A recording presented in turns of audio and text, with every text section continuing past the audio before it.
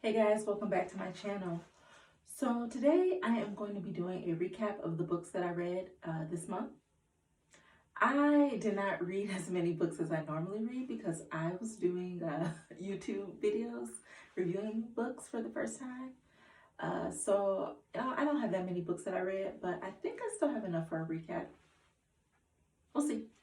Uh, so the first book I have is by India Carter. It's Need You By Me. This was a book I picked up for a February book club selection. I didn't finish reading it in time, but that's okay because it is my first book in my month of March recap. I really enjoy reading books by India Carter in general. This is not the first book that I've read by her. I've read several of her books and I find them to be, good reads, well written. The plot line, keeps me interested. So, yeah, I really suggest reading India Carter. This book specifically is about Jamie. Jamie is, she is the daughter of a preacher of a megachurch. She has been under his manipulative little thumb for quite some time. And he has forced her to be roomies with a deacon from his church, Marshall. Marshall has his own issues, his own demons that he is sorting through. He is not thinking about Jamie. That is until he is thinking about Jamie. This is a younger woman, older man romance. It's really a book about overcoming, treacherous parents, neglectful parents, finding yourself. Jamie really takes, time in this book to find herself, close the door on some things that she should have closed a long time ago, open up some doors on things that she shouldn't have closed. These two are, learning to trust each other. They're learning to actually love. It's a really good read. I definitely recommend this book and other books by India Carter, so check her out. After that, I read Life After Death. If you saw the review of the book, then you know that that book wasn't necessarily for me. I just found this to be homophobic, misogynistic, judgmental, preachy, and those aren't things that I really look for in books that I read. It kind of borderline, it was kind of borderline hateful, and there's enough hate in the world. I don't want it in my books. I don't like it. But to be fair, there were a lot of people in my comments, if you watched the review, who did enjoy the book. I don't know what they enjoyed because when I asked them, they never said, but they said that they did enjoy the book. And I guess, I don't ever want to discourage somebody from reading something just because a book doesn't resonate with me. Doesn't mean it won't resonate with you.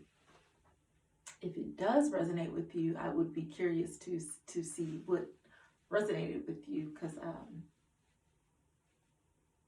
I don't know. I would just be curious to know what you felt resonated with you in that book. So if you read the book and you like the book, then let me know. After that, I kind of felt like I needed to get back to my roots. And my roots are honestly Black indie romance authors. I really love them.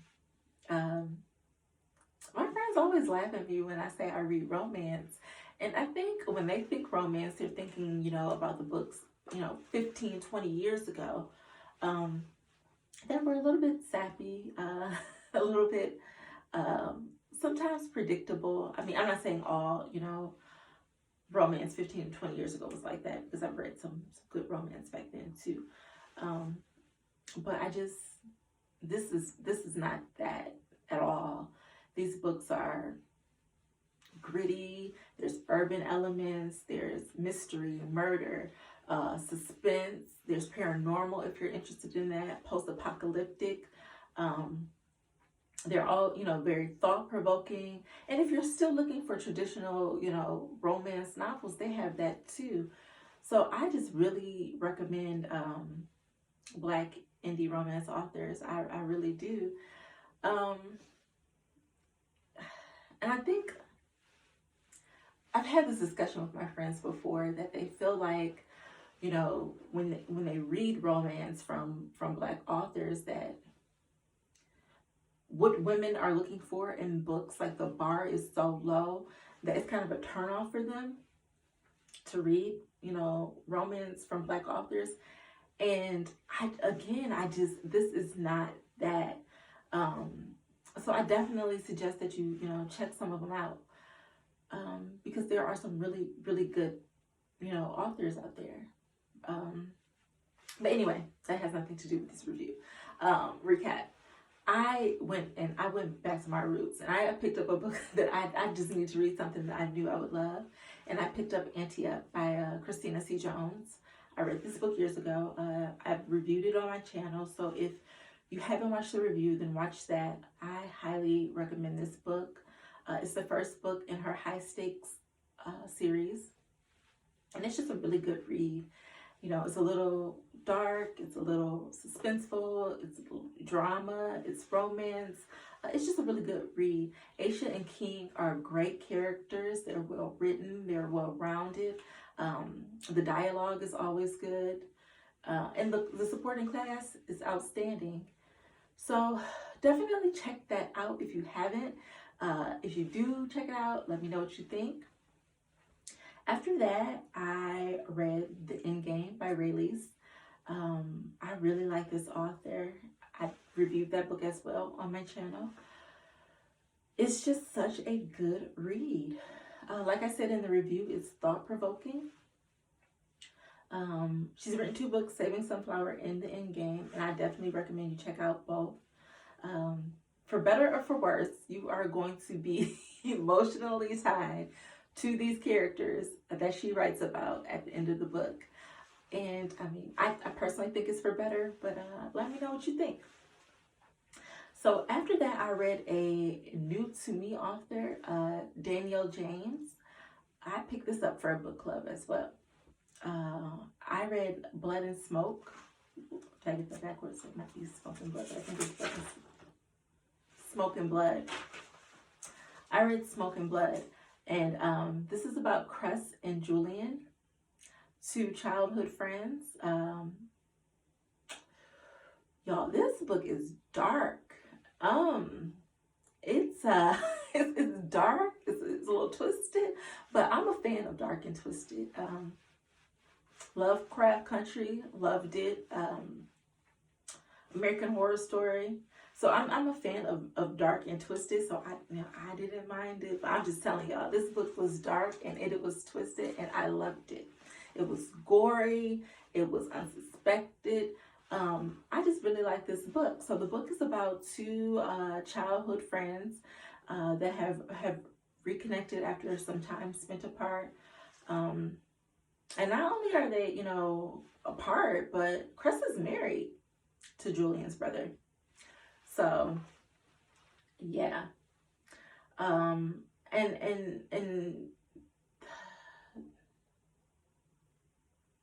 we will see that they have both endured, like, a ton of manipulation, a little bit of abuse. This is a dark book, but, you know, in the end, they are definitely triumphant. It's weird the things that I cheered for in this book. I will say that. It's weird the things that I cheered for. But I definitely love this book. I think that you should check it out. They do come out victorious. So, and if you have read this book, let me know if you think that Julian is a product of his environment, or do you think that that's really who he is? Like right now, today, do you think that Julian is still doing the things that he, you know, was doing when we first met him at the beginning of the book? Because I don't know. I kind of think he's not. I don't know. But anyway, if you read it, let me know. I definitely suggest this book. So those are all the books that I read this month. They are mostly highly recommended. So if you read them or you're thinking about reading them, definitely, check them out and let me know what you think. So I will be back later this week reviewing a book by Love Belvin. Um, I'm reading Love's Inconvenient Truth right now. I forgot how much I loved this book. I haven't read it in years. And it's funny to reread it, like the things that stuck with me versus the things that didn't stick with me. I can't believe how much, how many of the details I forgot. But I really, really, really love this book, and can't wait to review it and discuss. So yeah, I will be back a little later this week doing that. So if you're interested, please subscribe to my channel, and I will see you guys later. Bye.